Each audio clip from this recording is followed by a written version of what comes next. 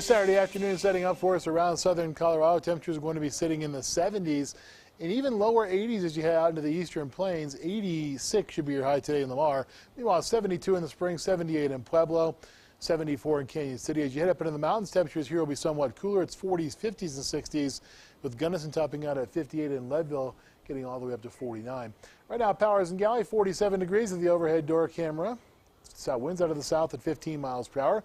That's going to be a sign of what's going to be coming later on this afternoon. You see Pikes Peak, much less snow on it than we saw only a couple of weeks ago.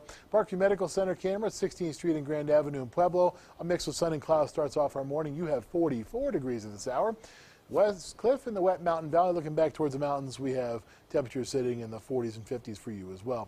Skycast, start things off at noon today, and you begin to see, speaking of West Cliff, some of those snows well to the west of you over towards the Continental Divide. You'll see your share of snow by Saturday evening into early Sunday morning in the West Cliff area. Then it passes on through, and by Sunday morning, the bulk of the snow is back over the Continental Divide once again into southwestern portions of the Centennial State, in addition to the I-70 corridor right around the Eisenhower Tunnel. Then we see rain make its way towards the eastern plains by our Sunday morning along the I-70 corridor between Lyman and Burlington and over into far western Kansas. And there continues to be that snow over the Continental Divide. Skycast is going to continue to call for a chance for rain as you head east of the interstate, and snow off to the west of the big highway along that I-70 corridor once again as you head west of Denver towards the Eisenhower Tunnel. And the Skycast is going to continue to call for chances for snow Sunday night into Monday morning, so you get a pretty good picture of what's going to happen over the divide. There will be heavy amounts of snow, maybe as much as a foot in some of those isolated spots. Wind speeds are going to be the other concern for us as we go through this afternoon. They're going to continue to be in the 20 to 30 mile per hour neighborhood at the sustained level. That means not gusts, we're talking about sustained winds in this case. Winds between 20 and 30 miles per hour are going to be seen on a widespread basis along and east of I-25 over to the Kansas line. And we'll see gusts as high as 45 miles per hour this afternoon, which is why we had that red flag warning that we were telling you about top of the weathercast, top of this half hour. Winds are going to continue to be strong as we go through our Sunday, too. You notice that they stay in that 20 to 30 mile per hour neighborhood all the way through much of our Sunday as well. 52 in the Springs, 44 at Pueblo, 56 at La Junta. Lows tonight are going to be sitting in the 30s and 40s. 39 at the Springs, 42 should be your low tonight in Pueblo.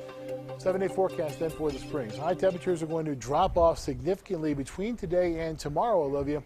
It's lower 50s on Sunday with a 60% chance for showers and storms, and later on Sunday night into early Monday morning, some of that could change over to a rain-snow mix.